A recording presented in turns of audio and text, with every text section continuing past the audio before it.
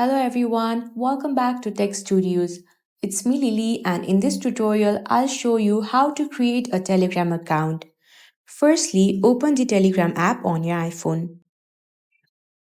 Now tap on Start Messaging at the bottom of your screen. In order to create a Telegram account, you'll need a phone number. So first of all, select your country code and then insert your phone number. After you're done, tap on Continue. Verify your phone number. If it's correct, then tap on Continue. In order to verify your phone number, Telegram will send you a verification code. As you can see, I have already received the verification code, so I will now insert the code.